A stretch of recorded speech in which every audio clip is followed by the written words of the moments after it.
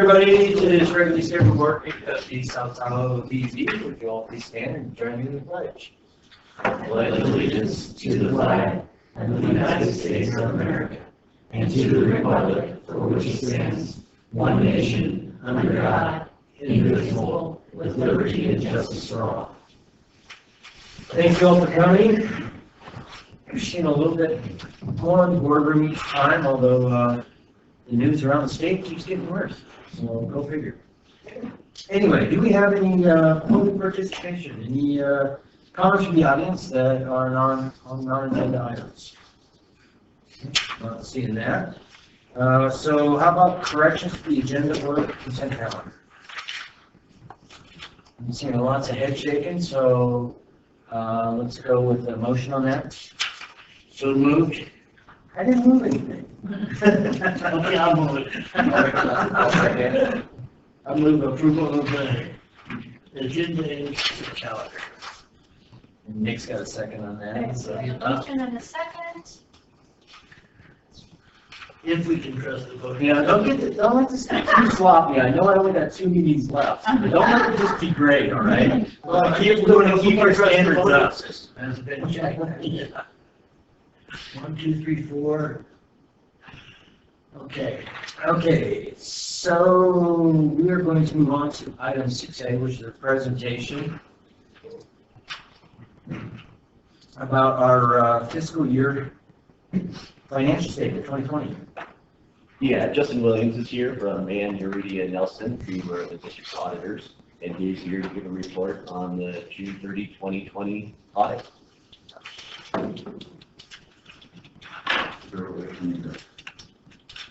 Advance the slide. Is it? Yeah, give me 1 second. I forgot that piece of it. My apologies. So let me get the clicker and I'll get the presentation up. Too many other things going on today. It's not all that much more exciting than a blank screen, but still. we remember your presentation from previous years, Yeah. so we'll just flip back 12 months. Well, I got a preview, and it's equally as exciting. Equally exciting, yes. I saw that the finance committee met with you. And I think in this case, not excited is good. Yeah, that is. If you want to start. So you never want to look clicker for him? You're excited.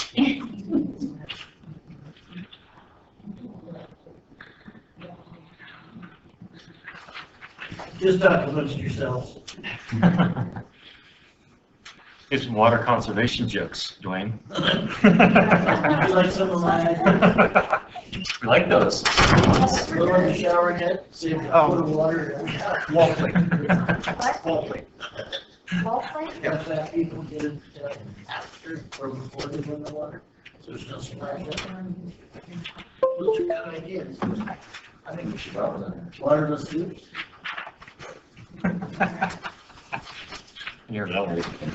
Smaller ice. Waterless tubes. All those things. Good afternoon. Here to present the audit results of the district for the year ended June 30th, 2020. One thing I'd like to remind boards, the financial statements themselves are the responsibility of management, and it's our job as the auditor to come in and form an independent opinion on your financials to let the reader of those financial statements know whether or not they're correct or fairly stated. A little bit about our audit process. Things were definitely a little bit different this year, or a lot different really. Normally we come out to the district to perform our field work on site. We break that out into 2 different sessions, interim and then year end. This year, for Sorry, just 1 second. Do you have, you guys have the PowerPoint? No, it's not on my screen. Okay. You have hard copies in your packet. Oh, do I? Oh, sorry about that. Here you go. Yeah, please, Here it this. goes. It's on your screens now. Oh, there it is. Sorry about that. Thank you, Evelyn. they're on it. It's not being for over here. So the audit procedures we did this year are a lot different because we did them remotely rather than being in person. For the most part, things went pretty well. We've always done things pretty electronically as a firm. We do paperless audits. We request information electronically. So that part of went the same. One of the things that affected our audit a little bit for all of our clients is due to the initial lockdowns that occurred in March. A big part of a financial statement audit is we look at your internal controls that you have in place. And we have to get comfortable from an audit perspective that when people were working remotely, that they were still able to maintain the same controls. The district's always had really strong controls over the financial reporting process. So it was just important for us to make sure that that was still maintained, and it was. We were able to get a comfort level that those controls were still operating as documented and designed. So definitely good news.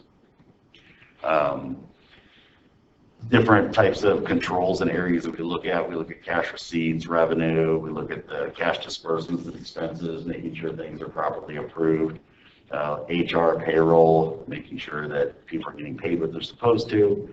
We also look at the financial reporting controls as well, and that's really to make sure that all your different processes that are getting accounted for in your accounting system are properly rolling up into the financial statements, and that's what we audit and put our opinion on. I'm not advancing. Sorry about that. Back up.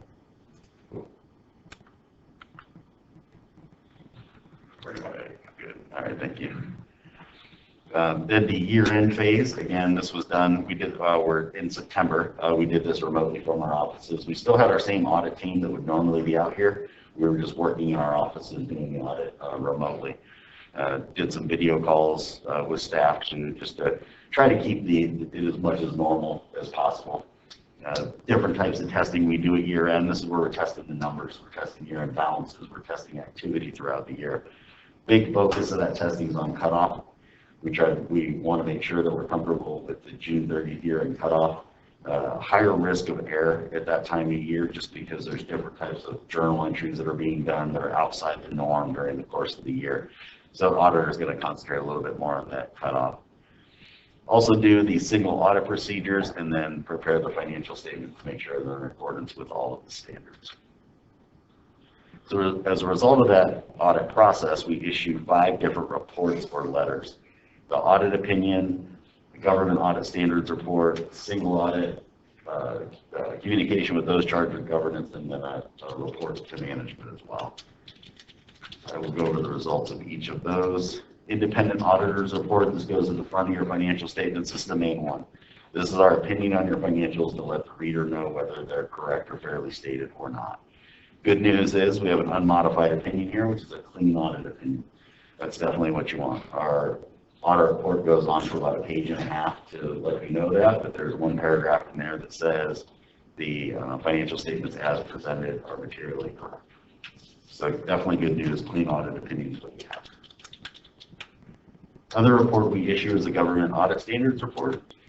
Main thing to know about this is if we identify any deficiencies in your internal controls, we're required to put those in one of 3 categories: material weakness, significant deficiency, or a control deficiency. If they are either a material weakness or a significant deficiency, they're required to go in this report. So those are more severe issues with your internal control that you want to be concerned about.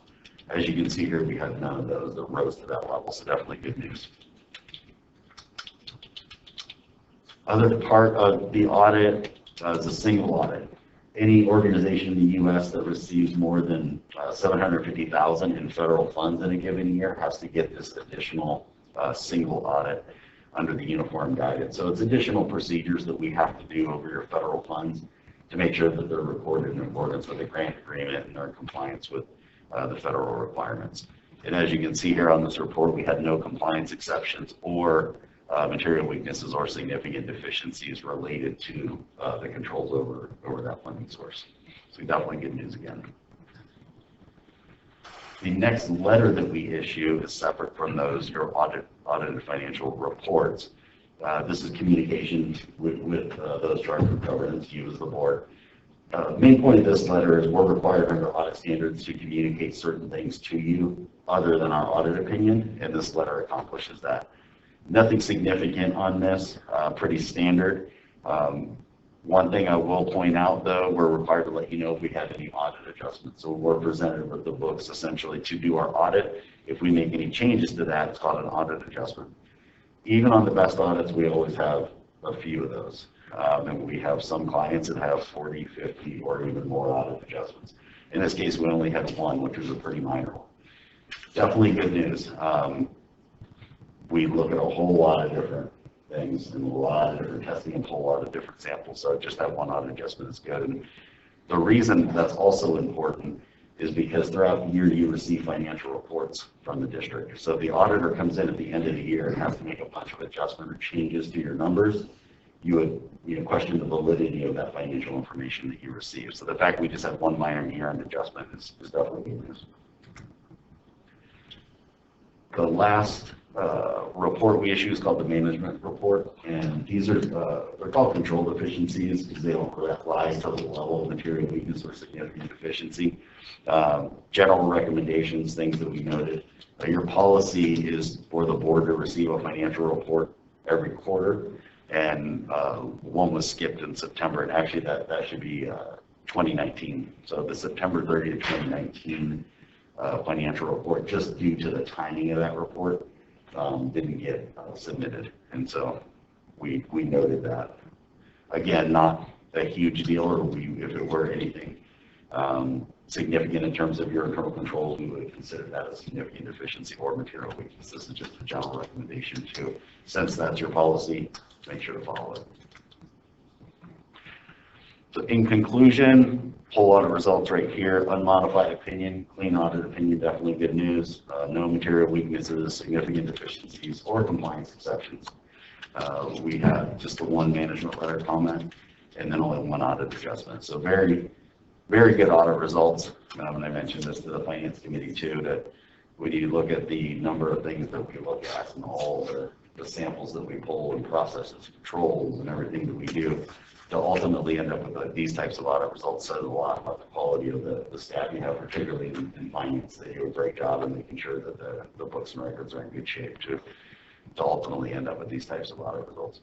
It's good news. I just have one small question. When it comes to adequate reserves, you comment on utility districts. Ours is 5, but do you comment on those that have less than they should, and what is that number?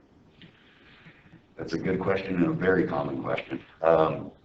There is no set number for any given district, but Cities have them, I know.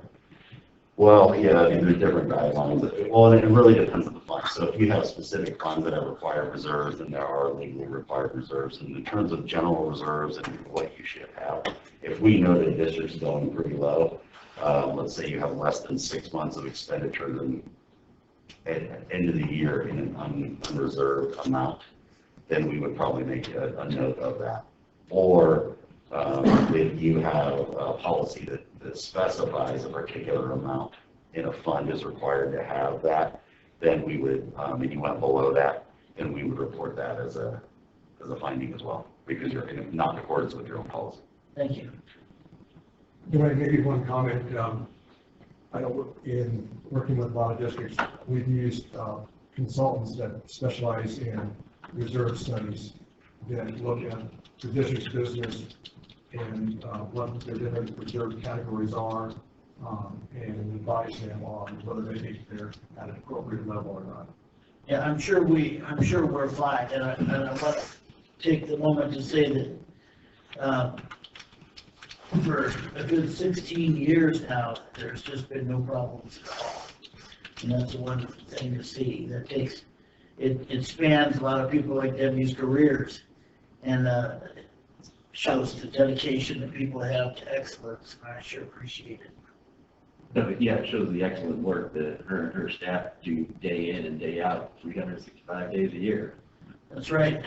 You can see it. You can see it in the way Work on the they weekends, conduct. too? Yeah. Weekends and holidays. So Deb, we're proud of you guys. We're proud of you. Okay, thank you very much. All right, thank you. It's also a good thing we don't have a lot of questions. That means things are going right too. That- If you gave us a different kind of report, there'd be a lot more browbeat going on. Absolutely, and I can tell you not all my presentations have this clean up a lot of results, so you're doing a very good job. Thank you. Thank you. All right, we're gonna move on to item 7A. Does anybody know if Mike Wallace has called in? Yes, he is, he was calling it. I spoke with him this morning. He was planning Okay, on- Mike, can you hear me? I'm gonna recuse myself. Mike, Okay.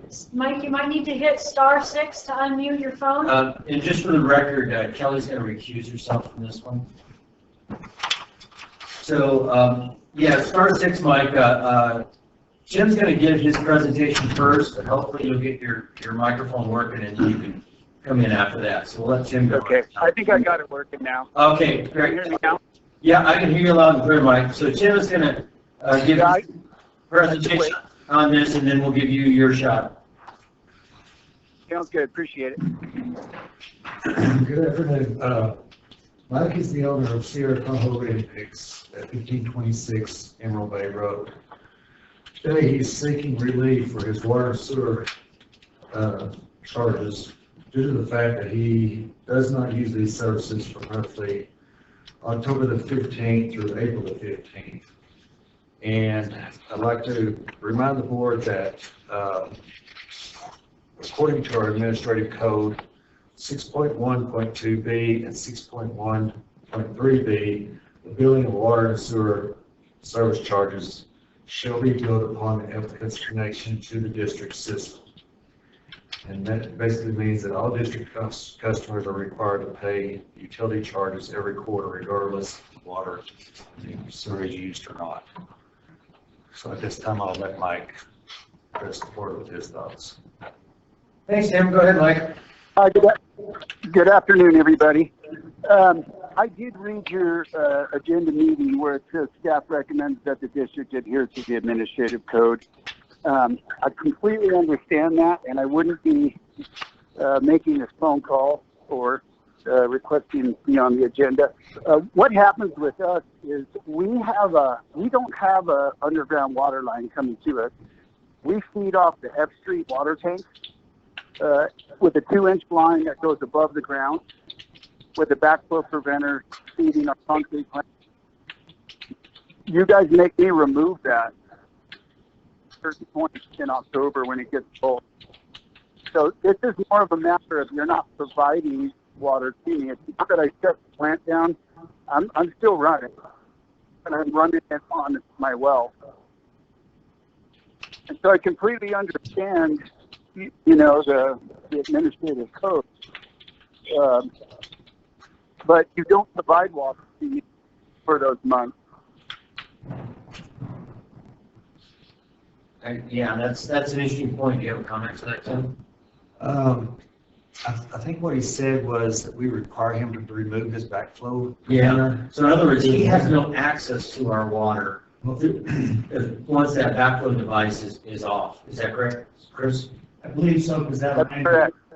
the line that runs across there in some spots. So I get our admin code. I also get that we don't even make it available to him. That's kind of a glitch. I think my question for Mike is Mike, who did you speak with that required you to remove that backflow preventer? I receive a letter from South Tahoe Public Utilities District every year, and then we take it off, we put it back. But if we didn't take it off, it would freeze. The 2-inch line of the ground would freeze. So the way that our water is set up, we don't have underground water that, you know, can deal with freeze thaw. So we just have a 2-inch line, you know, coming from the F Street tank, probably 200-300, maybe more above ground to the concrete plant. And that goes into the back center. But we've always had to take that off in the winter, you know, because of the cold and the potential that it would most definitely freeze. Hey, Mike, Cuz just walked in. Maybe he can shed a little light on this. Is that okay, Cuz? Sure. Mike, I don't believe that it's not a requirement that you have to move it. I believe you were moving it because you had problems with your own line freezing, correct?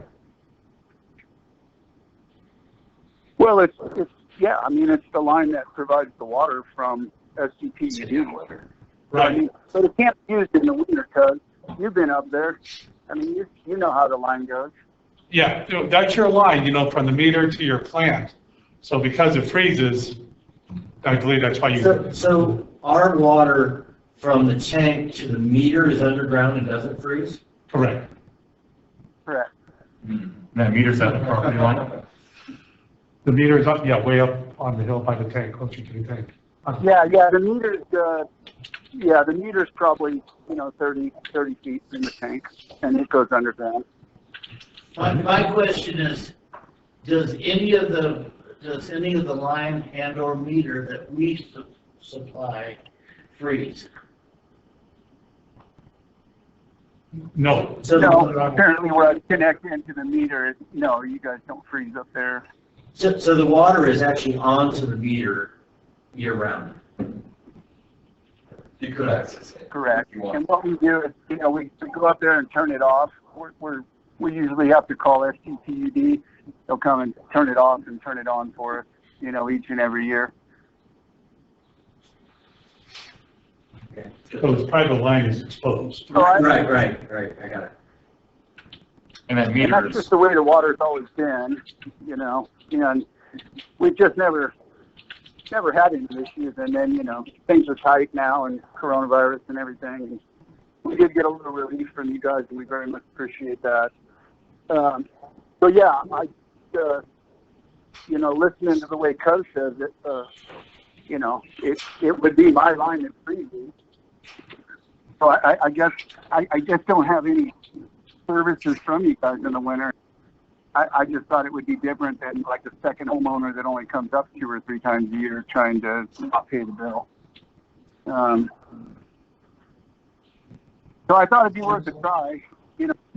It translates out to about $6,600 on average through that quarter for, the winter season that we've been paying for years. But we don't use the water. We don't use the sewer. You can't use a sewer without water. So I rent porta potties. I've been doing that for years. We don't put any sewage in the system, and I don't get water, especially November through, March. so that meter connection, it's about 30, 40 feet from the tank. From the tank off, yes, And that's his property line. where the meter is. Yeah. No. I just want to be clear where that meter is relative to his property line. Do you agree, Mike? Your property line? I tie into it. Yes. Now, the water that you pump out of your well, it doesn't run the toilets? Could you repeat that?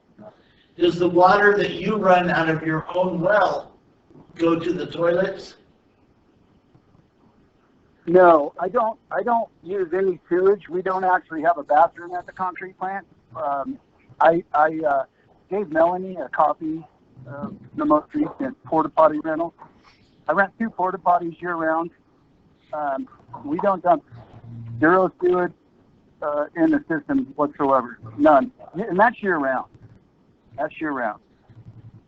I wonder if you're required to have them, otherwise you should probably just disconnect them. And then sell the units. There must be some drains on property, seat drains, floor drains, something like that, Mike? We had a bathroom years ago there because, we just kind of abandoned everything because, again, we don't have water in the wintertime. The only thing I feed the well to is the actual concrete plant itself. There's no water going to any offices or anything like that. And you use well water to mix your concrete in the winter. In the summer, you use STP water to mix your concrete. Yes, sir. The well only holds so much water, so we only get so much out of that, and it does dry up on us. but it gets me through that. You know, typically we shut down. In the last couple of years, it's been the first week of December, and then we're done. You know, we kind of shut the place down for the winter. We do snow removal, and that's it. So we don't have a bunch of employees there and stuff. But we do use the wells, constant plant going when we, you know, take the backflow preventer. And because I've always been under the impression that you mandate that I take that backflow preventer off because it has the potential of freezing and failing, and then, you know, just seeing water back up with your tank. That's correct, because your situation, yeah, it's going to freeze and break on your pipe. And when you take it off, then we have our air gap, so we're protected from our water system. Correct. So that's where I was implying that you guys do require me to take that off. That's kind of the sticky issue of this. Once that's off, he doesn't have access. Now granted, it's his line that's above ground, and that's not our responsibility. It is kind of a, you know, so here's the problem we have with this, Mike. We would have to craft a change to our administrative code to make this happen. And I'm not sure how, in the past we've had really a lot of difficulty with carving out niches because they have to apply to everyone of a similar circumstance. And so, I mean, that's the real issue, I think. When you say, Tim? So, yes, because, you know, 85% of our costs exist, you know, whether people using the services or not. And, you know, if we do this, say for instance, you know, that could set precedents for a vacation homeowner that doesn't use their property. Right, yeah. During a certain period of time that we wouldn't charge them. So There's no sewer connection Well, whatsoever. and It just seems hard to believe. I can understand that. I do understand, and I wouldn't even be wasting your time with this issue if I had access to it. And, you know, I get that homeowners, you know, complain that they're not there, they shouldn't have to pay it. I feel like I'm in a different circumstance, and I'm kind of surprised to hear that I would be the only one in Tahoe with this issue. Yeah, to me what's unique about your circumstance is once that backflow is off, you actually don't have access to the water. That's a little different because I don't know if you heard when Tim was coming to the microphone, it was a little quiet. 85% of that water bill is really the infrastructure. The last 15%, it doesn't take a lot to deliver it to each parcel. So the fact that it's available, but that's the sticker on this one, availability to me. And I'm not sure if you set a precedent, if it's an administrative thing that's handled, because it's kind of a no-brainer if somebody doesn't have water, that you shouldn't charge them for the water. It's different with a home, because at any given time they have the potential to use it. But in your case with this water, a sort of a mutual decision to not use the water, and I would think it would almost be something that the staff could handle at their level and not at ours. So, just to step back again, there's no sewer connection whatsoever. So we have an office building with no sewer connection. it does have sewer connection. It might just, Yeah, it's just not used, is what you're saying, Mike. I apologize. I got disconnected, so I just had to call back. I missed like a minute of that. We must have sewer there because we never had a septic tank. So there must be sewer there. I get Are that you if I wanted charged? to use that. But Do you get a sewer bill? what's that? Do you get a sewer bill? Yes, Yes, we do. Sure, yes. And we did, And again, we have done forgiveness of late fees, and then we have a program that's where we're telling people they can pay only half their bill. It's kind of a COVID thing, so there is some relief from that. right, and I'm appreciative of that. We did get a little assistance on that. Very much appreciated. But I guess I'm looking at more long term. yeah, and You know, again, whether there's a sewer line there or not, again, if I'm not provided water, Yeah. then I can't use the sewer. well, you You know, can't. I mean, the two kind of go hand in hand. Because I think When I first joined the board, one of the things I was really excited about was to look at kind of use fee rate structures, and pretty quickly kind of what, was brought on board to the reason why we did the billing the way we did it. And it makes a lot of logical sense. And so the way I took it at that point was the reason you're paying this fee kind of 85% fixed is because you're paying that into the infrastructure that you will use at some point throughout the year, right?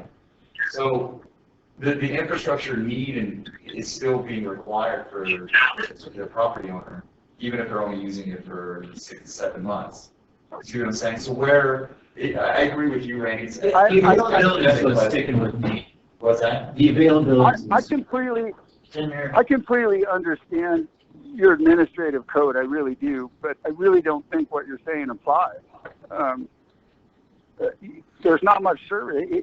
If in fact it's my line, I'm the one that's responsible. When some kids came up and vandalized it, I had to pay the ticket. You guys didn't, because again, the way you factor it is it's my line going to your tank. Yeah. But well, I don't know what if you're not. I don't know what real maintenance. Go ahead. Sorry. Now this is another Mr. Wallace. How you doing, Dwayne? Our kids used to play together, I think. Chris Little. Anyway. Yep.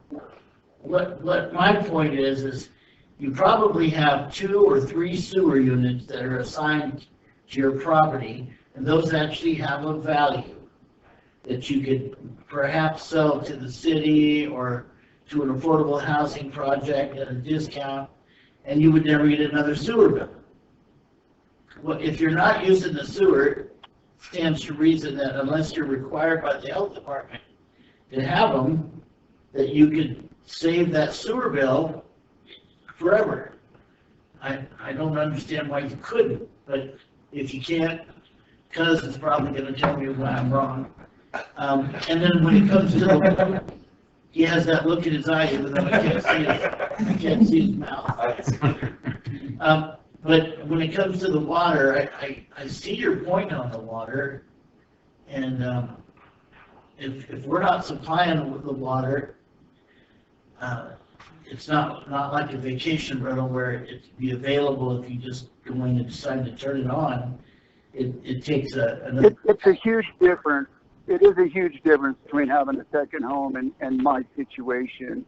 The infrastructure cost to get there is still constant. And he's still using it. That's it. That's the points are that. That's a good. The infrastructure cost is still fixed, meets the availability point, meets the hardship, and so it's those 3 things. I think we're probably on. Well, both Cuz and John had something to say, so you guys arm wrestle on who goes first. Okay, hey, Mike, this is Cuz again. First of all, what Dwayne says, so you're right. If you cut and cap the sewer lateral at the main, and we inspect that, then we can't get away from the sewer. Of course, Mr. Wallace is correct as far as check with the health department on that. On your water, just to help the board out on understand your situation, why is it you're not able to bury your line? Probably because of those boulders. Because of the rock? It's a granite mountain pretty much behind us. Solid granite, yeah. And we attempted, we were going to try to have Thomas Hayne Company do that for us, so we didn't have this every year problem with water. And it was just ridiculously costly, and there was a huge section because we come from the backflow preventer up the hill, then down into a big,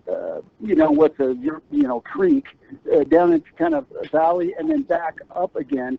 It would be a tremendous dig. It really would. I checked into getting water from you guys. Would be from Khyber Street, would be the closest place. And the last time I got an estimate for that, it was over $500,000.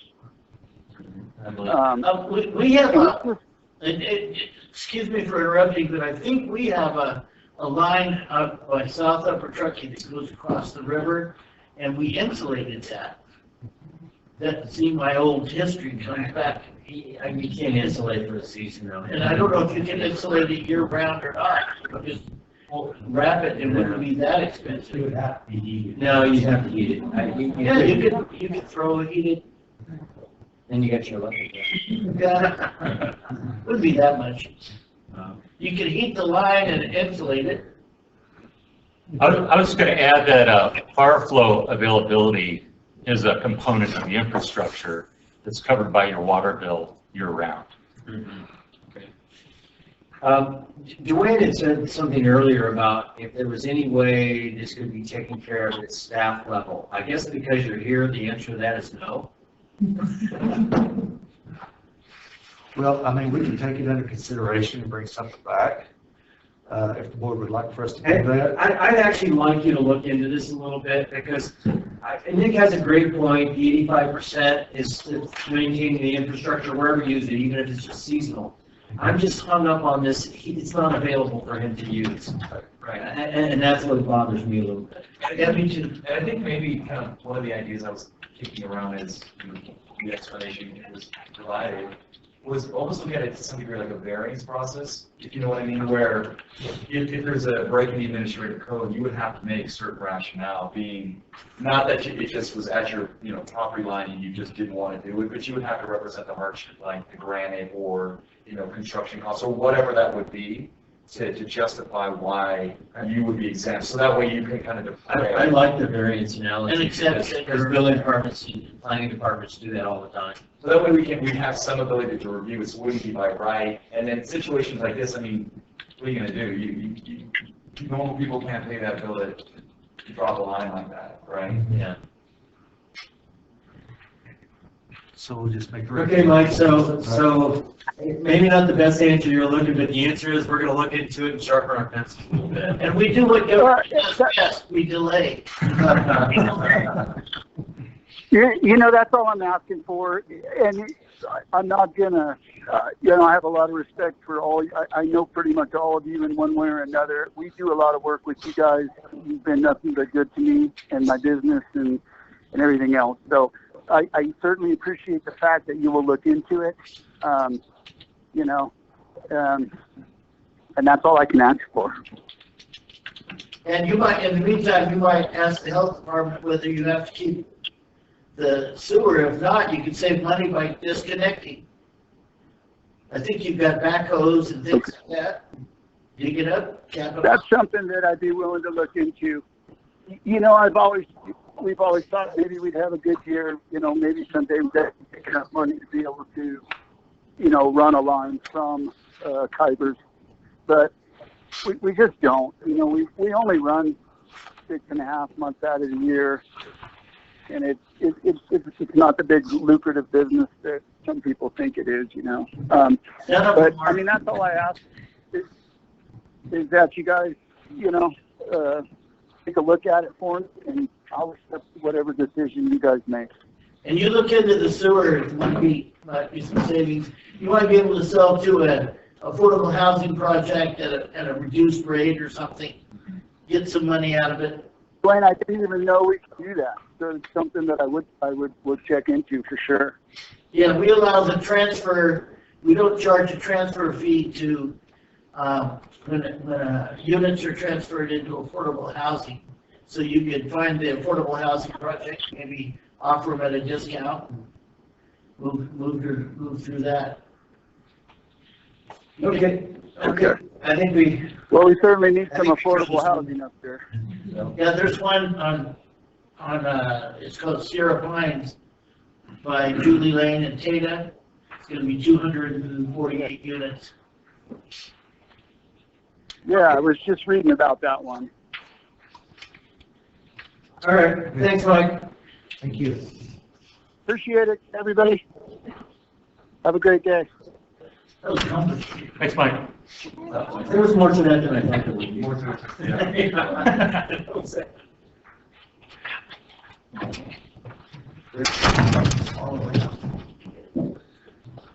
Okay, we're going to look at the seed fund Sierras. Good afternoon. I'm here to give you an update on where we're at with our discussions with CORE and CoStar, the team that we are negotiating with for a solar array here at the wastewater treatment plant. Originally, we expected that we would be presenting to a preferred option today for the board to direct us to continue the negotiations, but things are taking a little bit longer. You know, some more issues are coming up than we had originally expected. And so we're not asking you to make any sort of decision today. I just want to give you an update.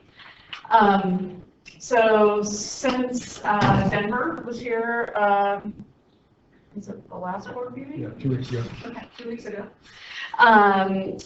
He's been working in the background to provide us with some updated financial analysis that we've passed along to Paul to take a look at. And so that just came in yesterday. That is what was provided to you with your board packets today, some additional spreadsheets.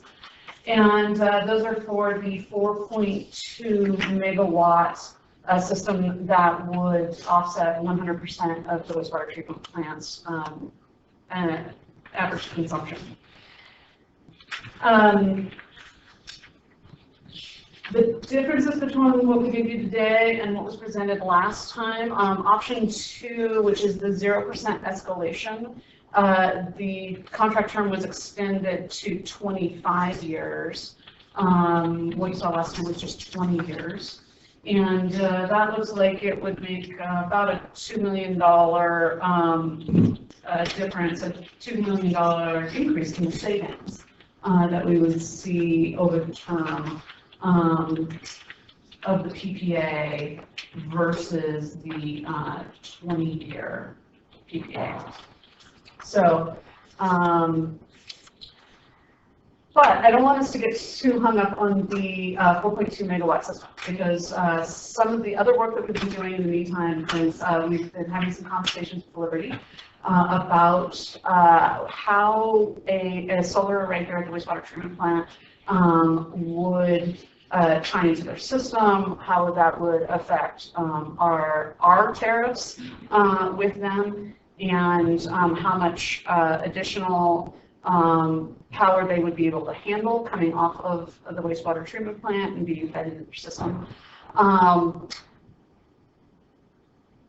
They're raising a number of roadblocks based on their interpretation of some new FERC, Federal Energy Regulatory Commission rulings that have come out, that it's so new that it's not even clear whether it applies to what we're doing, because we're not certain what date it takes effect, and then we're not even certain exactly what impact it might have on us. So we are working through those with Liberty. We've talked to Quorum ProStar about the things that we're hearing back from our utility that will be challenges, and they think that there's things that we can still work through. The piece of really positive information that we got from Quorum ProStar yesterday was that they have been working with their financier, and they have reason to believe that there is less pressure to get this deal solidified by the end of the year than there had been previously. Their financier is basically saying, you know what, if we don't make the December 31st timeline for exercising our safe harbor and securing this federal incentive this year, the 4% decrease in incentive that we'll see next year isn't going to throw the deal off. The number should remain the same. And so that really gives us more time to work out the not only the project details, but also these concerns from Liberty, take more time to analyze the finances, and not feel like the district's being backed into the corner and being forced to make a decision with not enough information. Yeah, that's what I was wondering. That's really good news to me, because I hate working under a pressure like this, because mistakes can be made, things can be overlooked. So I appreciate that. Yeah, my history in my brain tells me every time we've hurried, we've usually missed something or made a mistake, not intentionally, of course, Right. but there are just things that come up that in our haste we would miss. And so when projects came before us in the past, oh, you gotta do this right away. Usually there was a mistake. Yeah.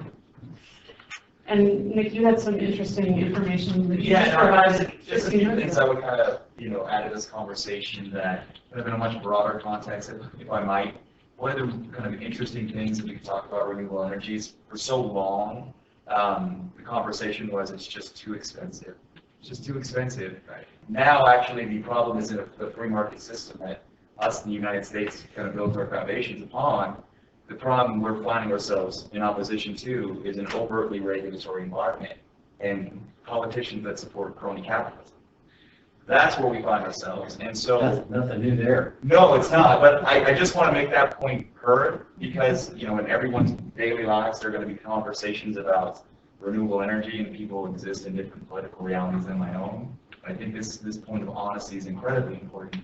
And really, I've been arguing this point. I actually shared an anecdote with these folks about how long I've been arguing this point. But no, I agree with, taking the time and getting it right. For all the reasons you cited. But I would say one of the interesting things that has taken place, and this kind of adds to the level of it, is El Dorado County just approved the Board of Supervisors unanimously a community choice aggregate. And what that allows you to do via California law is to purchase energy from anybody you want to purchase it from, right? And so, because you can find a better deal. And the reason these things are popping up, Placer County did one before that, El Dorado County's done one. We reached out to Joe Urban to see if he wanted to participate. And the reason these are taking place in California is because everybody gets these numbers. And then you get these numbers and the utility company says, no, you can't get this. And really, the reason the utility company doesn't want to do it is because they want to monitor the financial strength. They want to keep our $14 million. They don't want us to save it. That's all we're dealing with here. And so I agree we got to go forward judiciously and responsibly, but also be very honest in how we move forward because these are significant savings that we're talking about now. And so Liberty's doing this action and it's to protect their bottom line and not in the best interest of our environment, our safety and security, and our redundancy. I think we have to push back against it. And Nick, I want to compliment you on something. We've always kept national politics out of this stuff, but this is one place where maybe blue and red can agree. There's too much regulation. We've gone from the law of the jungle to a jungle of laws. And it's just made it impossible to get projects through, even when everybody agrees that they're the best thing. No, I agree completely. And I always actually hope, I'm really glad you said that, because I always hoped, there was always part of me that the further we took this into the realities, that people would see that there was no political element associated with it. It was relatively straightforward, simple processes, and what we were going to. And I always thought it would be something you could bind people together on. So no, I think that's a really positive thing to hear. But thanks for sharing. I'll add a couple comments. First of all, I just add one bit. And that's, I think, in these solar projects coming up, there needs to be passed down a way where solar can produce energy, but not demand the same level of service from the utility. Because what happens is, and this would have happened with this project too, if it goes full solar, uses no power from Liberty during the day or portions of the year, sun goes down, Liberty's required to continue to provide 100% power. They have to have that capability no matter how much you use solar on other parts of the day. And so that the cost of keeping those facilities, just like the district's cost to maintain its lines, so a customer doesn't show up, use their house for 6 months, comes in, they got to be able to turn it on. So that's a cost. And what we've seen in other situations were that when you negotiate these deals, we're going to use less power from the utility. They put you on a different tariff rate for them. You should not take the overall as much because they still have to maintain all the facilities. And that's kind of where the rub comes a little bit for pricing. And I think, but we're going to see what happens with core now. As Julie said, they're going to back off a little bit. It's going to take a little bit more time. And just to know, I don't think there's any expectation on our part that we were gonna have a complete inked PPA by December, end of December.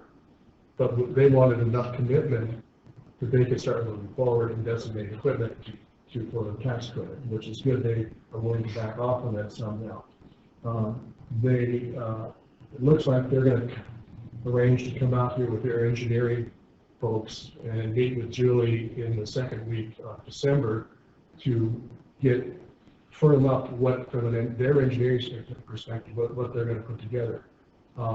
They then will meet with Liberty and try to negotiate what that project actually looks like power-wise, not in more detail than anyone have now. They said that basically their experience has been, until you bring hard numbers to them or in a report, most utilities won't commit to anything. So they're hopeful that with the firmer numbers from the development of the project, that they can negotiate an arrangement with Liberty to do I think it's semantics, basically net metering, I think, but it's called direct access, which I think is part of this. Direct offset. Direct offset, sorry. And it goes hand in hand with this community.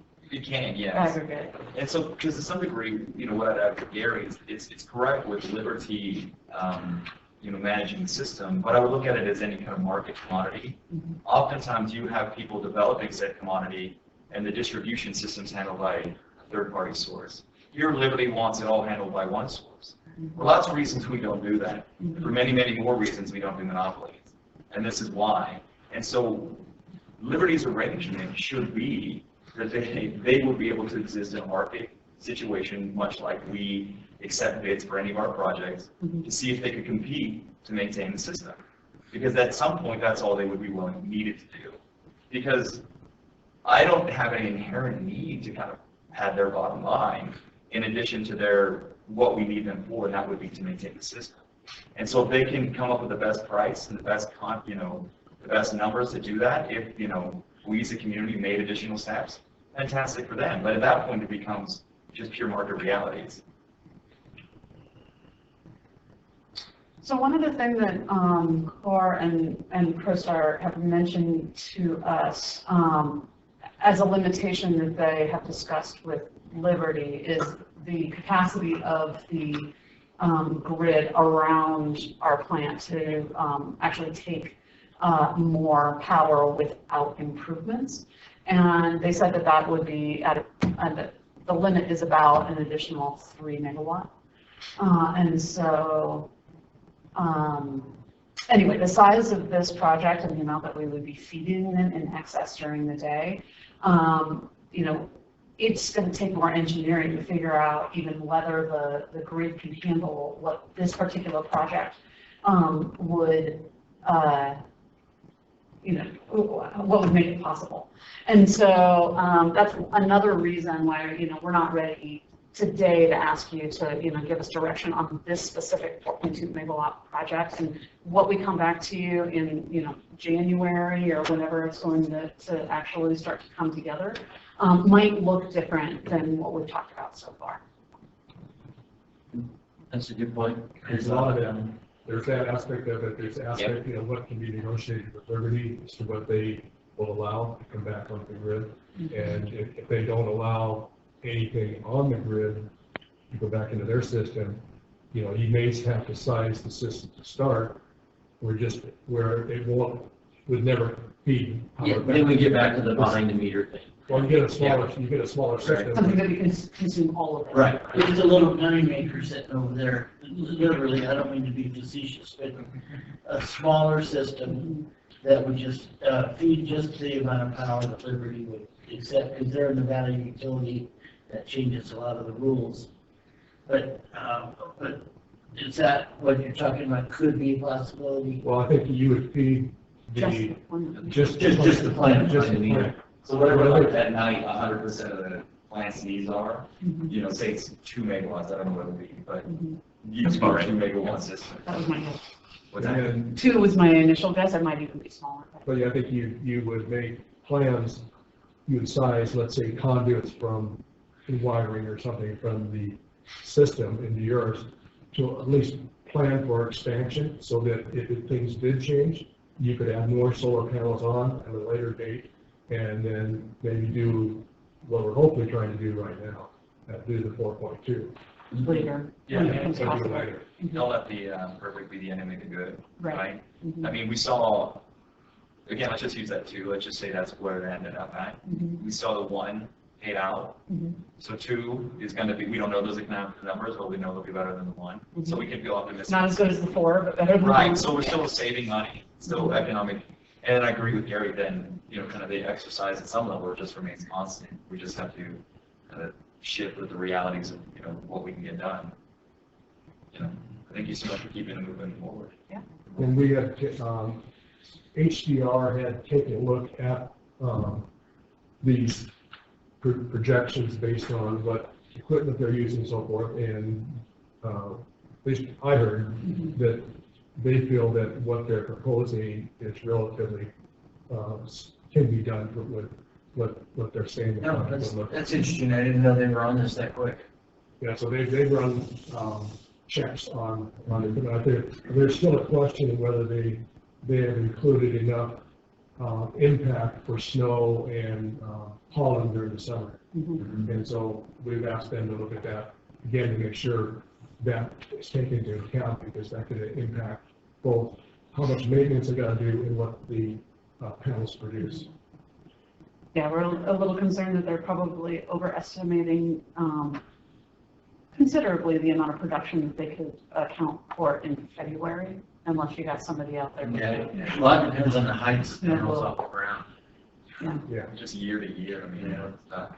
And just, we had taken, they had given us their pro forma power purchase agreement, and they said it was based on and what they call an NREL, which is a standard form developed by the government form. And I think there's, a preliminary look at it was, there's a significant number of things they changed that need to be negotiated.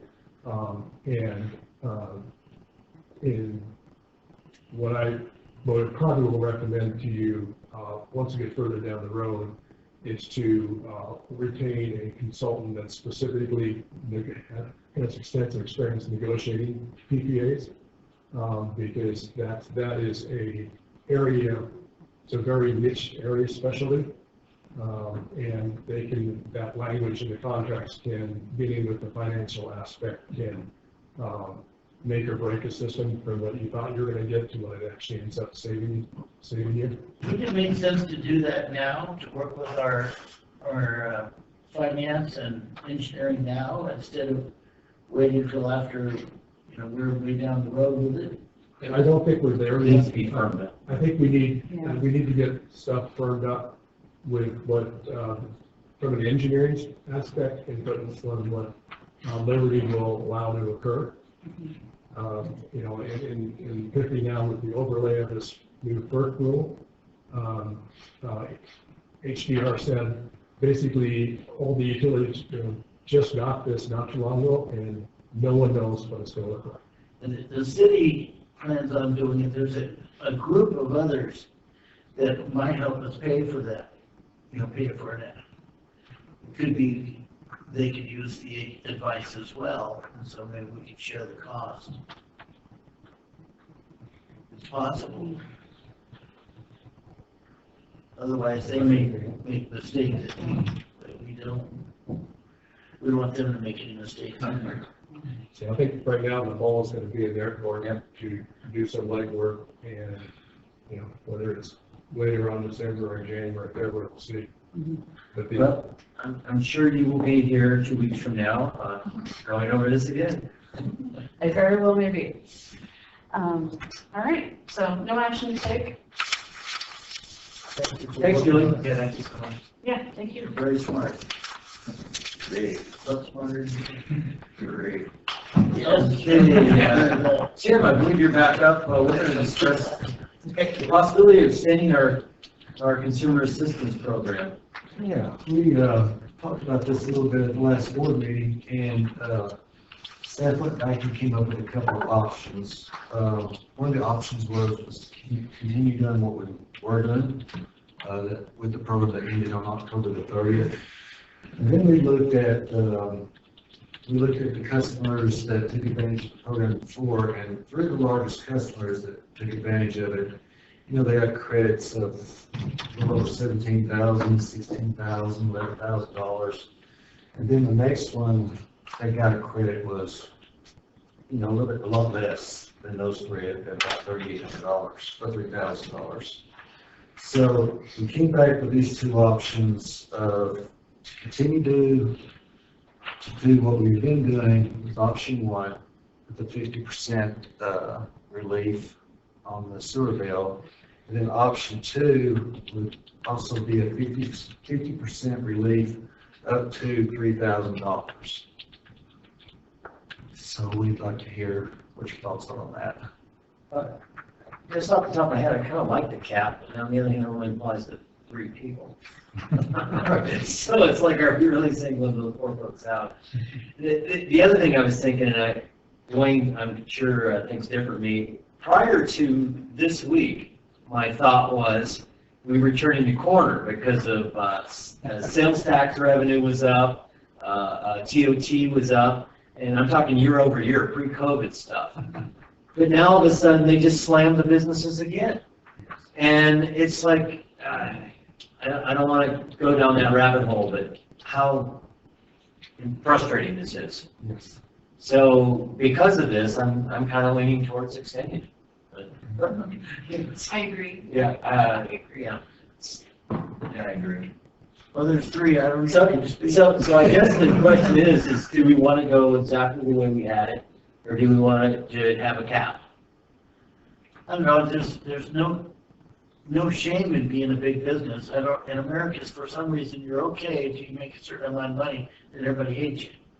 I don't get it. But the big businesses probably have tenants, and they probably have employees.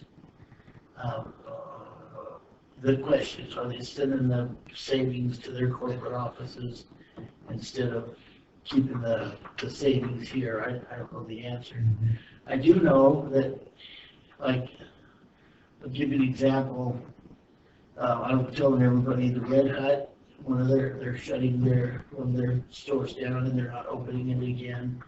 And there's a little family that we kind of keep an eye on, the twin boy and girl.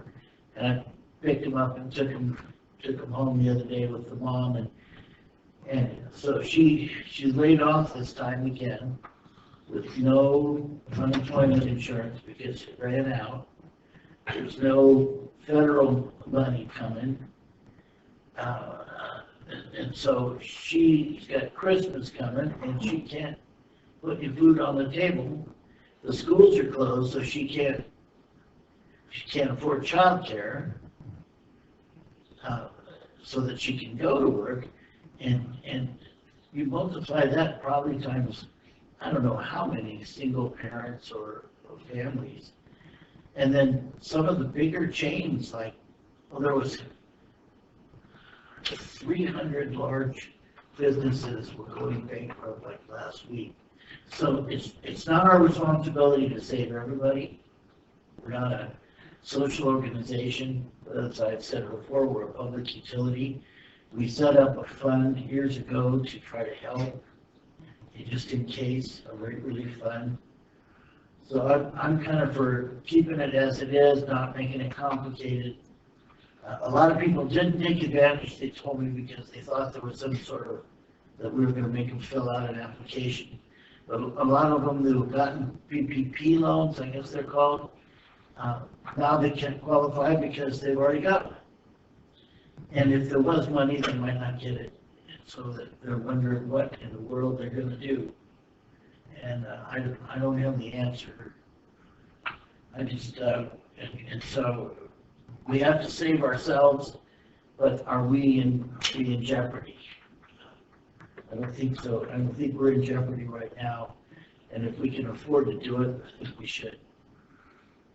If it will help to assist your decision whether or not to have a cap or not, three largest customers, or the three largest credits that were given to customers that Tim mentioned were very large corporate entities. So I mean, if you were to place a cap on it, that would just leave some additional funds to support the type of individual that you were just describing. Yeah. I think some people thank me, you know, they say, oh, we heard you guys did that. I imagine you're getting a few things.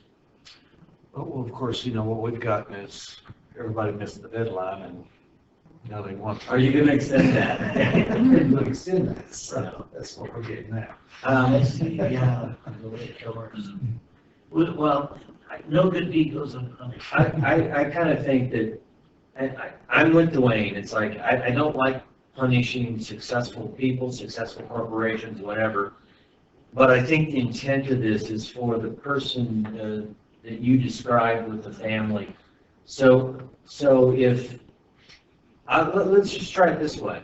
I'm going to move that we approve an extension of the temporary sewer rate relief program until December 31st, 2020, incorporating a $30,000 cap. And I'm just going to put that out there and see if it gets. I'll second. Okay. So we have a motion, a second. Now let's put it to vote, see if it goes through. Is that your final answer? Yeah. Boom, boom, boom, boom, boom, boom, boom, boom,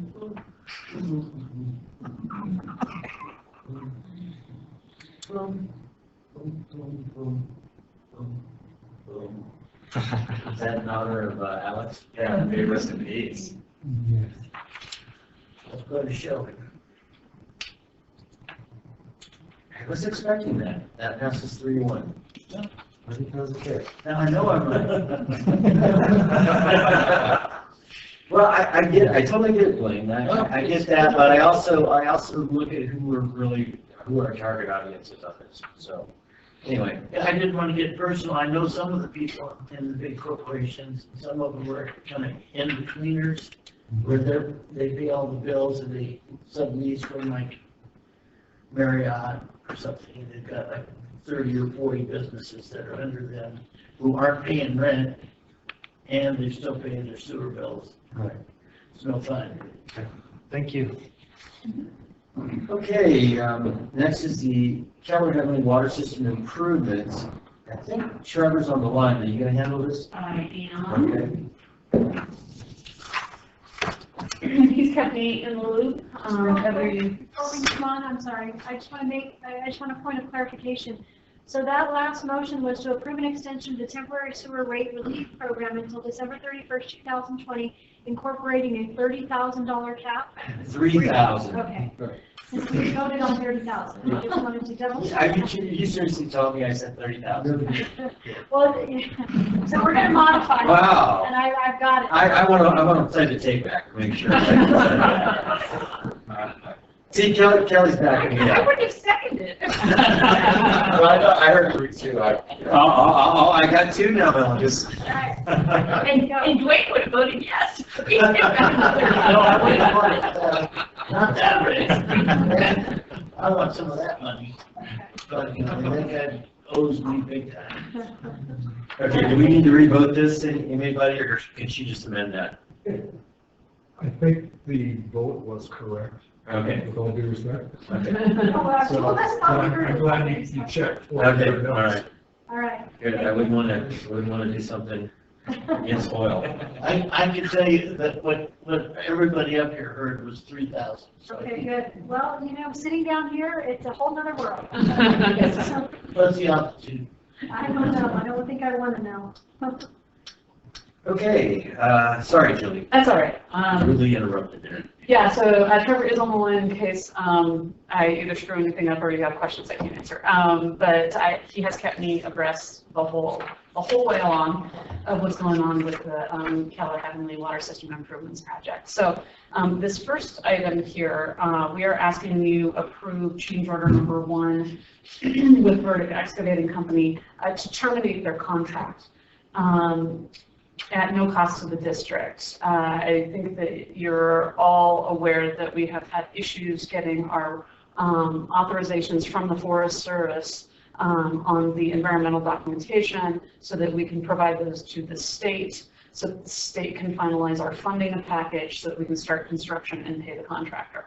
So these issues are still afoot, and that'll come up in the next board item that we talk about in a little bit more detail. But in the meantime, you know, we've been in contact with Burdick all through the course of the summer. The board authorized the award in the spring. We never issued the notice to proceed because we didn't have money yet. And so anyway, they have been very patient with us as we carried them along through the summer with no answer to give them on when they could start work. And so we did try to work with them on giving us a price to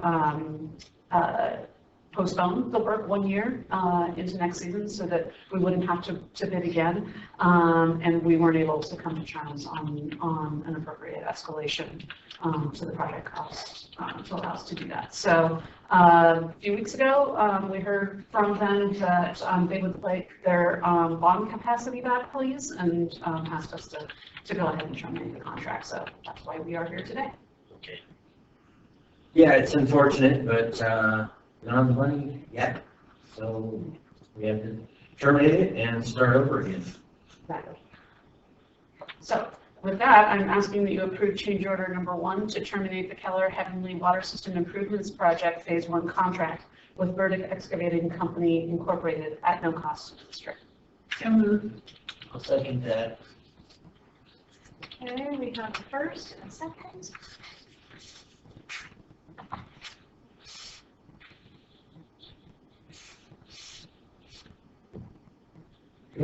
Could I ask a question? Too late. The change order doesn't look like it has got all the language in it. No?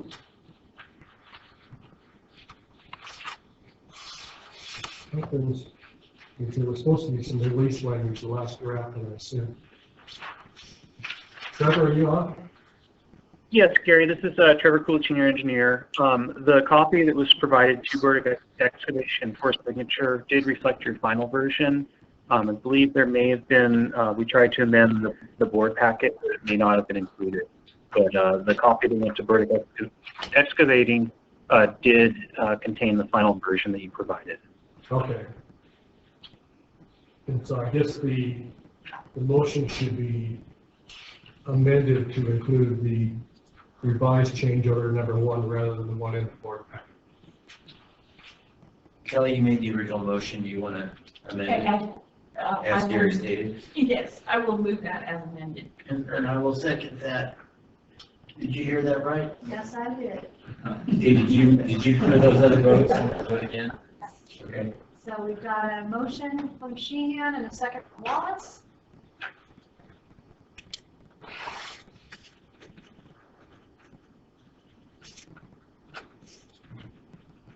Okay. Good? Yeah. If it's good by you, it's good by me. That was 4-0. So now we know where we're going, right? No, sort of. So the next board item is to request that the board authorize staff to rebid the Phase 1 project. Once we have confirmation from the state that our drinking water state revolving fund funding is in place. And so we don't know exactly when that's going to be coming.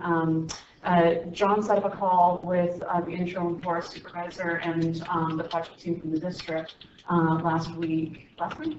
I think so, yeah. Yeah. Recently, and it was a very productive call.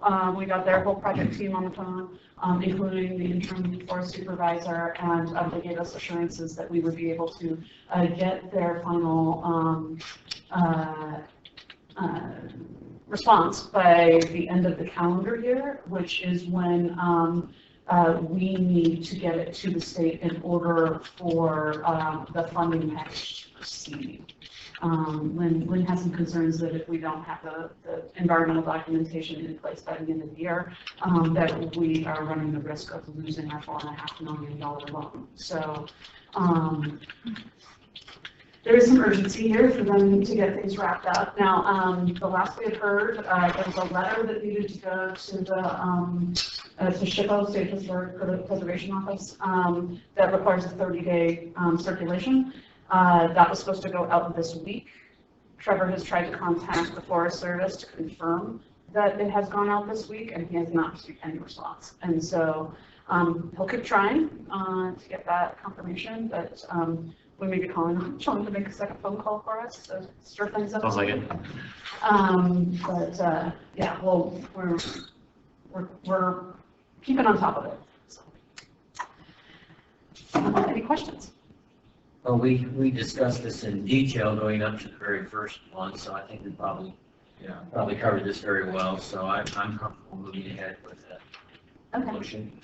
Great, then I'm asking that the board authorize staff to rebid phase 1 of the Keller Heavenly Water System Improvements Project following confirmation of drinking water state revolving fund funding. So moved. I'll second. The next one? Yes. All right, we have a motion and a second.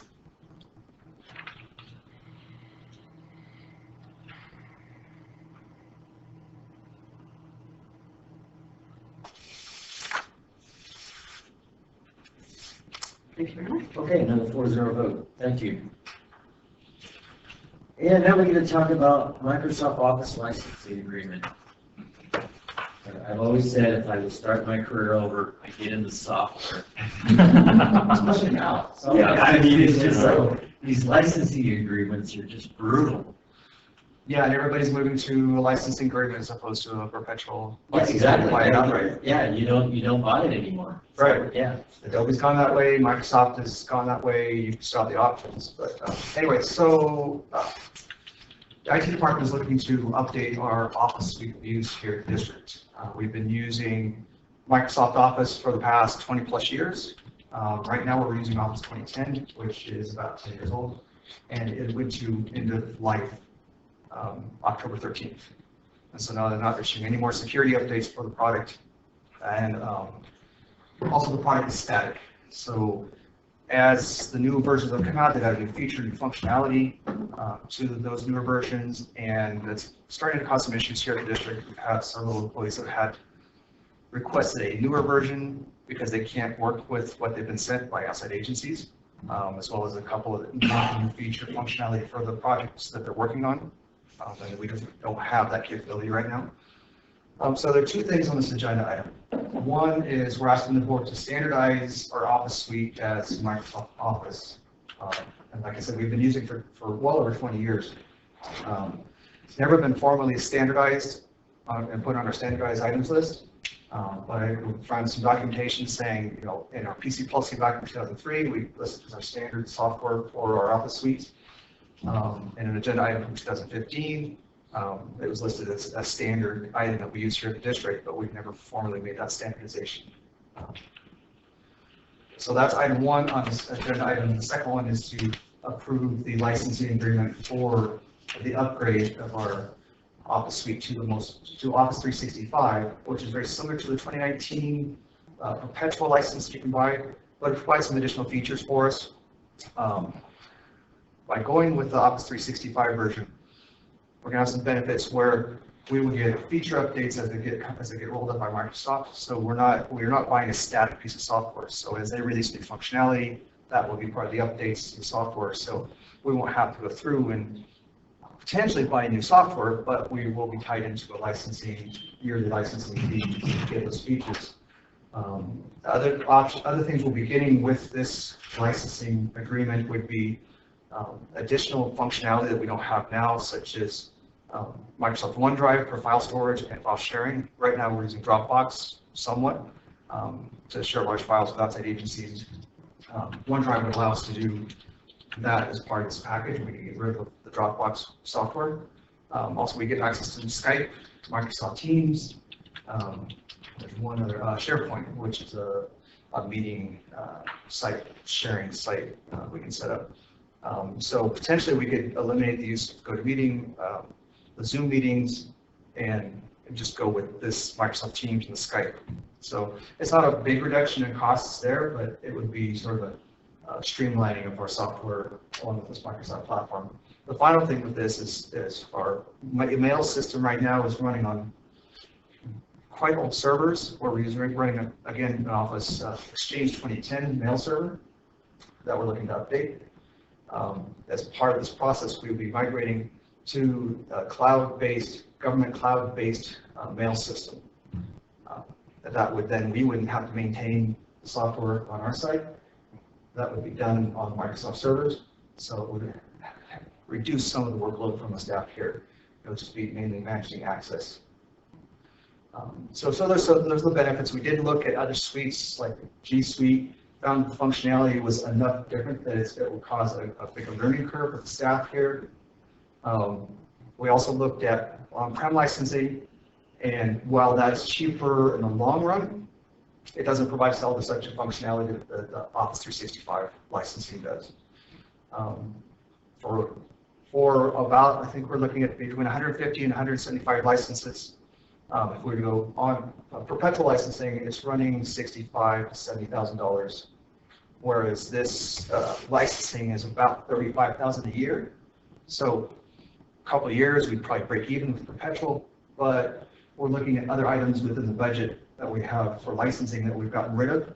And so there should be a very minimal change in our annual software licensing package by going this direction.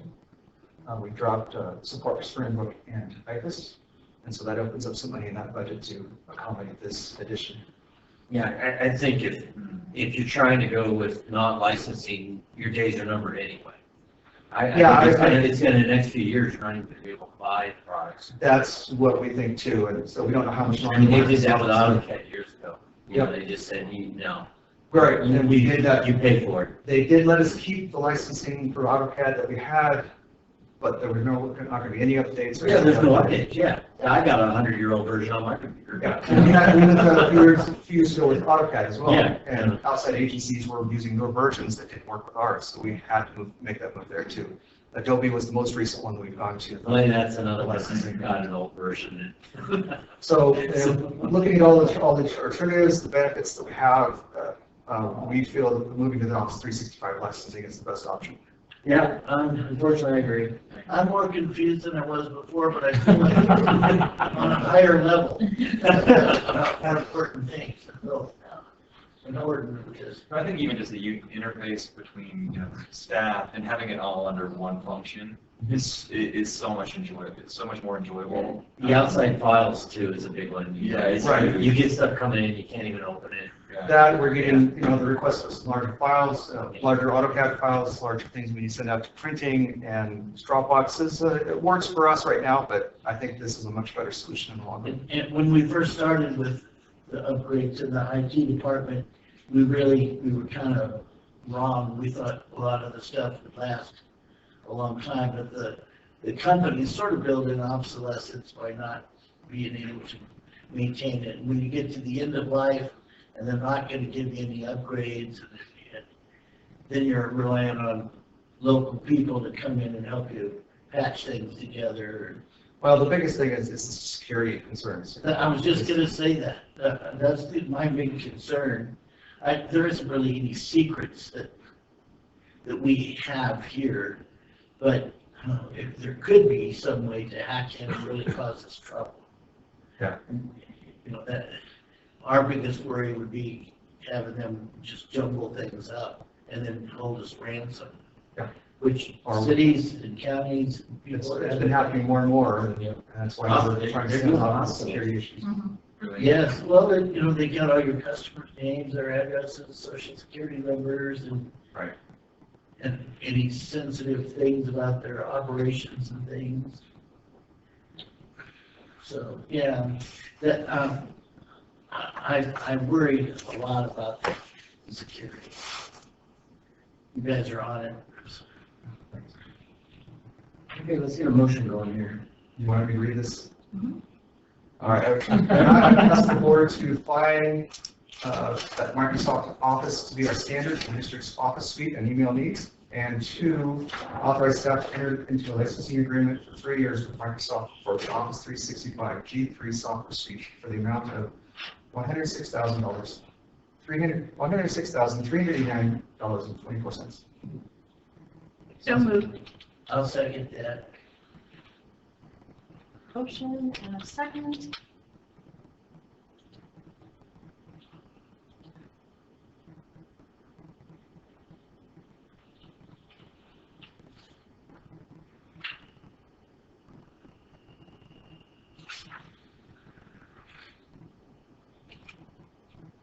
Okay, 4-0. Thank you.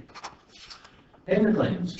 I'll move approval of payment claims in the amount of $1,391,475.28.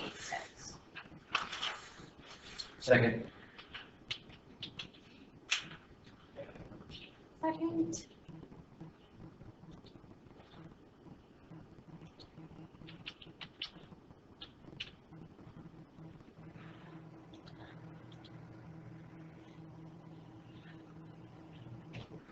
Okay, another 4-0. We can move on to standing and ad hoc committee reports. I do not have anything. Does anybody? We had an ops meeting on Monday. All the things I had. I mean, most of the projects we have, we can bring forward. I don't know if there's anything in particular you'd want to add to with the board to kind of bring forward from ops, but that's just an updating meeting. The seed solar and kind of the updates with that was a bulk of the conversation on us. Yeah, we've had conversations about a few different operational items that had come up. Oh, yeah. The Coal Creek tank, which sounds like we can have that in all of our electrical stuff. Yeah. And then we talked about tolling as well. Right. And the inspection that we've been doing on that, on the heels of it producing a lot of sand during the annual well test that we performed. There's a whole suite. Right. So those were, I think, the 2 major highlights from the operational side of things. Yeah. Okay, very good. How about board member reports? I met with the communications committee yesterday. It was a very good meeting. Very upbeat. And I appreciate it. Oh, no problem. I enjoyed it. The main part of it was the Boys and Girls Club, how the district has helped them, and I used to be a Boys and Girls Club exec, so I get the picture. And what it is you actually have to pay the head corporation, Boys and Girls Club, and they don't give any money to your clubs, so it has to be all raised locally. And their business model is upside down. When you get a kid in, it probably costs you about $2,000 a year to do all the things you need to do with and for that child. But the parents sometimes only pay like $40 a year. So it's up to the local community to support it. So the Angel of Tahoe did a good job and gave them $3 million for their $6 million building. So they're building that. And I had remembered that we had a mitigation measure with TRPA that said that it was children's recreation or recreation, that they got free sewer and water connection. However, that had a sunset on it, and it was really good for those who took advantage of it before, but that mitigation had a sunset on it. And I don't know if we would or wanted to or could extend it to help keep their prices as low as possible. But I think the city has donated some sewer units to them, and everybody's trying to do what they can, and the school district, of course, has. But Jude Wood is a really good administrator, and they have up to like 600 kids they're taking care of now, which is a tremendous, that's like a whole grammar school plus. And they go up to 18 years old, and they're doing it all the time now. I think they're supplying meals to adults too, but they supply meals to the kids. And the school out, that really puts the pressure on them. So I'm just capsulizing her report.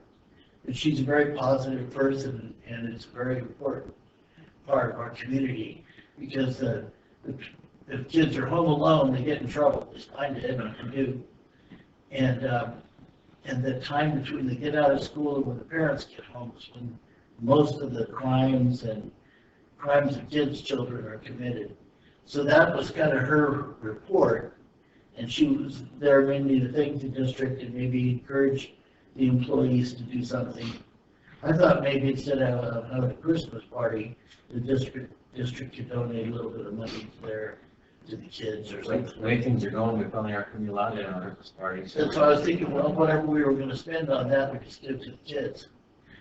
By the way, I want to let staff know, several weeks ago, I was talking to a Boys and Girls Club board member, and they were passing on their compliments of how well our staff worked with them with the different issues. They didn't get specific, it was a board member, so they were didn't know the nuts and bolts, but they were very complimentary.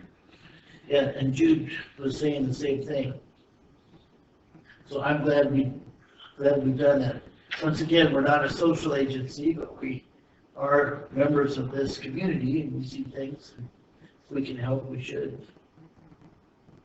Yeah, a few things to add to that. Dwayne, that mitigation measure, that planning period expired actually in 2006 related to the recreational mitigation items. Yeah. The city is providing sewer units for the Boys and Girls Club, and staff is working on a new idea for the water connection fee. And I expect, I think we'll bring that to the full board, if not at the next board meeting, sometime the next one in December. I was thinking Turpin could maybe extend it if we asked them to keep a mitigation fee going or something. It's all right. We're doing the best we can with them.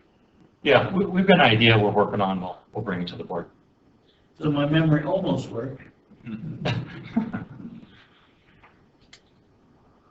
All right, I think that's on board member reports. Do we have any new information on the DORADO Water Agency purveyor? Well, we had a meeting last Friday, I think. I can't even remember. The Last Wednesday? Yeah, I know. Last 2 weeks are blurred to me.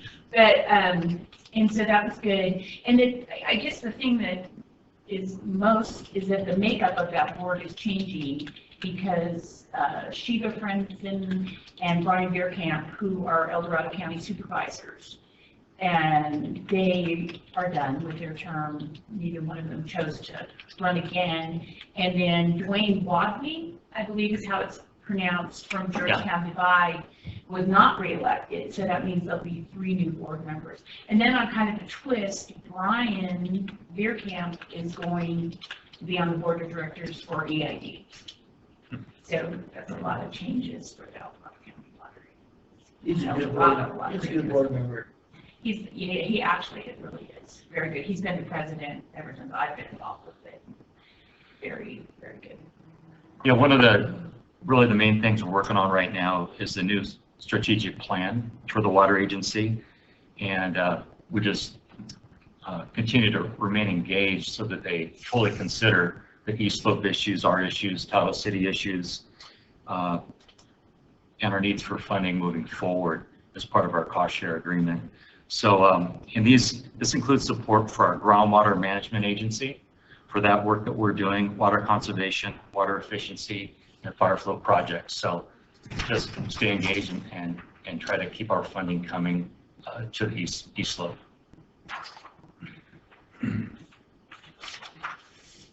GM report? Yep, you're up. All right, a couple items today. Starting with staffing, and if you know anyone that's looking to work at the district, this might be a good time to check. We're actually currently recruiting for 5 open positions: a laboratory tech, pump station operator, underground repair water, and 2 water reuse workers that would be out in Alpine County. So the water position, I think, closes at midnight today. So hurry on that one. So these openings, I've been reporting on this all throughout the year, but they're essentially due to retirements and transfers to other departments. So next up is COVID-19. No sickness at the district. We do have a few employees that are out due to COVID precautions, potential exposures. We're awaiting test results before they return to our crews and to the office. As we know, El Dorado County is in the purple tier now due to the growth in cases. I think just since we last looked on Tuesday, there's 100 more active cases in the county. The county is reporting a 4.2% test positivity rate, but in South Lake Tahoe, we understand that that's more like 10%, so much higher in South Shore. And the most recent information that Melanie found, out of 200 recent tests that were administered, there were 49 positives out of that 200. So we're looking at a 25% positivity rate based on those test results. And just a few hours ago, I sent all the board members an email about this information and our concerns relative to that. So at the district, we're currently operating at our own district risk level 2.5, which is compliant within the purple tier. But I think based on all these increases, the increasing cases, especially the positivity rates that are climbing so much, we're looking to move to risk level 3 as soon as perhaps sometime next week. And our district COVID team will be meeting again tomorrow to talk about this decision. And kind of digging into risk level 3 a little bit more, really I think the major change is that our field crew schedules would be changing. We'd be going back to those separate teams, kind of the cohort A and B, somewhat similar to what the school was doing, but having our separate teams, and each team works 3 different days a week. So team A is working 3 days a week, 12 hours a day, then team B comes in, works the next 3 days, 12 hours a day. And so this includes every other Saturday or Sunday, and we would pick up 4 hours of training time to make that 40 hours a week. And so, you know, a lot of challenges with those different schedules, of course. We have shorter daytime and colder weather, and makes these 12-hour days pretty tough. We also have some guys that are commuting from Woodford, from Carson City, even from Dayton. So it makes for a tough commute and very long days. Concerned about that, but we feel this change will really reduce risk, and it will give us more options should some sickness break out within a crew. And as you know, we have some very small crews with specialized functions, and we really just cannot replace them with any other worker. So we feel like this is probably the best way to go, probably next week. And taking a look around the district, I think our front office, Tim, at this point, I think Tim would continue to remain open up front. We're just not seeing a lot of customers coming into the office, and we have all the mitigation measures in place. And in the office, you know, everybody's wearing masks and distancing in the office, and we're actually encouraging more remote work where it's working effectively. And then finally, at board meetings, we may want to consider closing the room to the public again, or perhaps holding the meeting, you know, the entire meeting virtually. You know, each one of us goes on our home computer or laptop and calls into the meeting. And if desired, a board member could come to the office. We could provide them with a computer or a laptop so that they could participate virtually, but in a separate office here at the district. So that's an option out there as well. So some things for the board to consider. John, I'd say we do the next one like this one, and then I don't have to worry about it. I was kind of thinking that. Yeah. I was thinking the same thing. We were testing at a higher rate, and it was explained to me that I'm just going to pontificate it for a second. Let's say if we were all at a party, some of us had one drink, and some of us had 3 or 4 drinks. You go through the testing, all of us would test positive, or many would test positive for alcohol, but they wouldn't be drunk.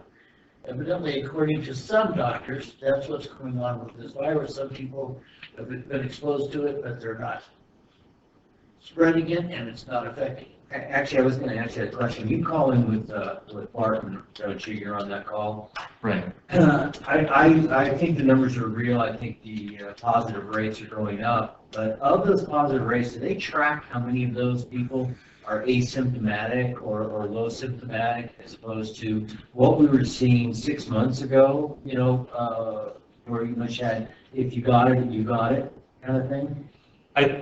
I think they do that, so we can maybe follow up with the county or Barton and see what kind of numbers they have. Yeah, and I'm not trying to diminish any of this, but it just seems like there's a lot of people that test positive, that quarantine themselves for the prescribed number of days and come out and go, hey man, that was great, I got through it. And I hope there's more of that going on. Regarding your tier 3, unfortunately, I think you're doing the right thing. You know my feelings on this, and what I just say goes contrary to what you've heard out of me. But we've got to protect these small crews. We've got to look at the fact that if an entire crew goes down. My downside of that is that's really rough on those guys with those 12-hour days. And the reason we went off of that is for that reason. But I think we probably have, you know, I mean, you know more about this than all of us. You're just advising us. I get it, but I'm behind you on that. Thank you. Appreciate it. I know Chris appreciates it. Yeah, I'm just voicing an opinion, but we have to protect ourselves. It's just I've never seen such insanity in all my days. Yeah, it's not going to guarantee that someone doesn't get sick, but it's really going to help us diminish the issues that one does. Yeah, keep it orange, keep it small number. Right. Just afraid of having to come up in front of you and tell you that the whole sewer crew's wiped out and you're having to bring in contractors. And I know you guys, they don't like the 12-hour days, but I'm sure they see the realities. Actually, from what I understand, there's only about a handful that really don't care for the 12-hour shifts. But with the COVID and the families, there's a lot of people who are concerned about getting it. So the 12 hours isn't that bad. The good news is I don't have to invite Cousin Roy at Thanksgiving. It's COVID, man. Yeah, I think from the field crews actually appreciate us going to this risk level 3 to help keep I them believe so, separate because when we in came general. out in 12, there was a lot of, not upset, but concerned employees about everybody intermingling and at the white side of crew, we're not being able to provide service. You start getting into the electrical department or the pumps department, it's hard to just grab anybody to bring them in and start working on our stuff. Sewer and water is the same way, you know. We have other options, but it's still nice to have the guys that know how to go out and take care of a problem right away instead of having to figure out, well, how do we stop that sewage running down the road into the lake? Things like that. So it very much appreciated that you're letting us do what we want to do here as far as trying to protect everyone. Okay. Are there any staff attorney reports? Yes. Okay. This is what we've been filled in on all week. We didn't want to put my name on here because every time I come up, you guys look at me like you are right now, like, uh-oh. Well, this is what we've been getting all these emails about, reading about the paper, right? Yes. Yeah, okay. Yes. Then I understand you guys know what's going on, so I won't get into a lot of detail or a lot of background, but I wanted to give you an update on what's going on. Flagpole tank number 1. Last week it was taken out of service, and we had a third party come up to inspect the inside of it, the inside coatings. And that was all performed, and the guys went in and cleaned up some silt and stuff that was on the bottom of the tank, which is common. But last Friday, they went out, and whenever you drain a tank and you have people walking in it or you drain it and do anything, state law requires that we have to go in and disinfect the tank before we can put it back online. So the guys went out and filled the tank back up with regular system water, which is chlorinated, and then they dumped some chlorine in it because we have to bring it up to 10 parts per billion, or 10 parts per million. And it has to sit for 24 hours. And basically what that is just a hot dose of chlorine water kills anything inside there. Well, Friday afternoon, we only got it up to about 1.2. And now, that's chlorinated for drinking water purposes. Our system is about 0.6, 0.8 average. And the time of the day it was like, we can keep this offline. Let's just button it up for the weekend. We'll come back next week, dose it higher, and then start our back T tests. So that's what they did. And then Tuesday, they went out there and opened up the hatch. They were going to dose it higher with some chlorine. We noticed that half the tank had drained. It's a 200,000 gallon tank, 220,000 gallon tank. So basically it looks like we lost about 100,000 gallons of water into the system. And the flagpole system, which consists of Chiapa, it cuts across country, hits North Upper Truckee, goes about up to Zuni, but that's every street on both sides too. About 900 customers. When we saw that, everybody panicked. Now the water was chlorinated, so it wasn't as bad, but we didn't get to do the back T test, which is a major problem. So they started checking valves and stuff, and the isolation valve for that tank, one of the employees cranked it down originally, and it cranked down tight. He, gave it a couple extra little grunts there, and couldn't hear any water running through it on Friday. Well, it turns out that valve was the culprit, and it wasn't closing all the way. So it was leaking throughout the week and into the system. So Tuesday, that was the only place the water could have gone other than leaking out of the tank. So a couple of employees got on the valve, and it took 2 of them to crank on a big key, and we got another turn out of the valve. But having 2 people on a key, those valves should be turning pretty easy. They are old valves, but no excuse, the valve just didn't perform like it was supposed to. So we lost water. As soon as we found that out, we contacted the State Water Board and talked with them, and the safest thing to do was to issue a boiled water notice because of the back T's not being done. So that's what we did, and then all afternoon and into the evening, Tuesday, one of the biggest problems we have, and I wish we could correct it somehow, but I just don't know the right way of doing it, is we don't have updated customer information. And I think we've tried it before in the past where you send a flyer or something, but like me, I get the bill, I sometimes don't pay attention to the rest of it. But it's hard for us to contact everybody. So we all started brainstorming about what to do, and what we thought was we'll just print up 900 flyers and send as many people out as we could out to the house directly to notify people. Then with the Water Smart, I believe it is, we have a lot of information on customers, emails, phone numbers, things like that. So they send out emails to everybody. Then Shelley contacted the Sheriff's Department, and they have a way of isolating different sections that you can send text messages to. So we tried to cover every base to make sure everyone was notified, and I think it worked really well. So Tuesday night, the guys were out until about 9:30 or so handing out door hangers. And then they also collected some samples, and according to the state, they wish to see at least 30 samples in the area in different circles throughout the system. So they did that, and yesterday evening, those samples came back and there was no contamination. They were completely clean and clear, which is great. But yesterday, we went ahead and collected another 30 samples, some from the same sites and some from other places. There was a couple people that came out, hey, I'd like to have my water tested. So we went over and tested their water. And those results won't be done until 6:30 tonight. But I went over here, I don't know, about 12:30, 1 o'clock. And usually if the back T is, it is bad and it's going to come out negative, it'll start turning color in the bottles.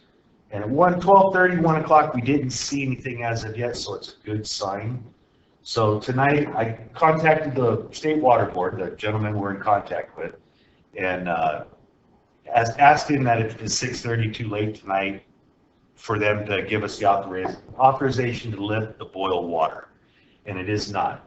So if everything still turns out okay with the tests, hopefully tonight at 6:30, 6:45, we can talk to the State Water Board and we can start notifying people to lift the boil water.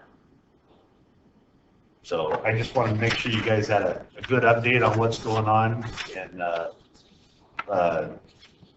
we tried our best, but I don't, there's no excuses. So we just had a faulty valve and it got away from us. And we are looking at ways to prevent this problem from ever happening. One good thing is I've been here 30 years and asking around, I don't think we've ever had a boil water Nothing I'm aware of that I remember. I recall. I remember one. Do you? But I can't remember what neighborhoods it was in. It was in town here. Was it? Well, if it's gonna happen any year, I mean, right? it's gonna happen right now. Like, Why not? You know, Let's get it over with. And hopefully someday I can come stand up here and just say, hey, thank you guys, and see how you're doing, instead of bringing bad news or a big black cloud over me. But it did happen. I have to admit though, the pandemic here, everybody's got short tempers. Everybody's really stressed about being locked inside. All the different things that are going on and limitations, just going outside doing things. But I got to tell you, when this happened, I had offers from all different departments that they would stay late, go out and help notice. They would stay here and do whatever was necessary to make this go smooth as we could and get everybody notified. So I thought that was something you should just know. These are people that work in offices and they were willing to go out. If you remember Tuesday night, there was about 60-mile-an-hour winds and it was pretty ugly. And it's a little hard knocking on people's doors. You don't know who's gonna open it or what kind of mood they're in. Yes, yes, but It does take a little bit of explaining. yeah. So I can see where it would be pretty hard. Yeah, I just wanted you to know that I was really impressed at the team spirit that was here to make sure people got notified as quick as they could, and we limited any kind of hazard that may have been out there. So I just wanted to make sure you knew that. Thanks, Chris. Tell your staff good job, and we have similar things come up every now and then, and every time, I can't recall where you guys didn't handle as well, so. We try. We do try. We're not perfect all the time, but everybody that I know here at the district should get an A for effort. That's definitely. So, thank you. Thank you. Is there any other staff reports? Liz? Yeah. Should we talk about that email that you sent me? Yeah. Sure. Why don't you come on up and do that under a staff report? Because I was, based on the timelines you had laid out, I kind of thought we should talk about it today. I wondered if you were going to bring it up. So, I guess we are. Yeah, so Well, I'm asking if I should bring it up. I think so. So why not? Okay, got it. Yeah, no, you don't. The suspense is We good. can leave you hanging. Thanks, Stephen. It's like everything I do anymore. You got me going now. Yeah, that's it. So, John and I have been talking, evaluations the GM evaluations coming up in January, and then with the departure of 2 board members, thought it was really valuable to actually start that process before you guys left. And so, we kind of put together a timeline, and wanted to start it, and hopefully by the next board meeting, do an evaluation for John of this prior year. And then I think we would save the goal setting for 2021 goals with the new board sometime in January, and then kind of wrap up the whole package and be done. So, So kind of, I think the proposed process is tomorrow, we would send out the evaluation forms and then a self-assessment of the 2020 goals that we put together at the front of the year and provide that to the board. And I think if you could get that back to Liz by December 1st or maybe the morning of December 2nd, so it gives you 10 plus days, although there's a holiday in there.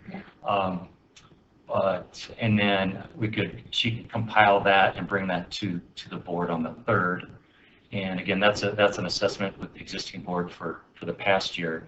And then in sometime in January, meet with the new board and develop a new set of goals. Yeah, I kind of agreed with the email that was laid out, and I thought you guys should be in on it too.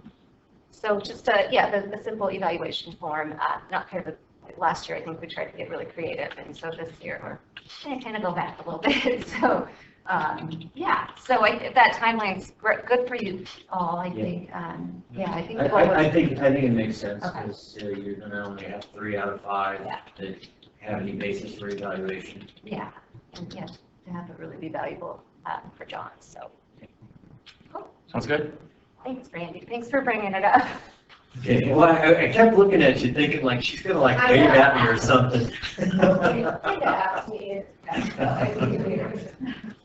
Okay, I believe that is it. We do have a closed session item we're gonna talk about. So let's just take a couple minute break. Yeah.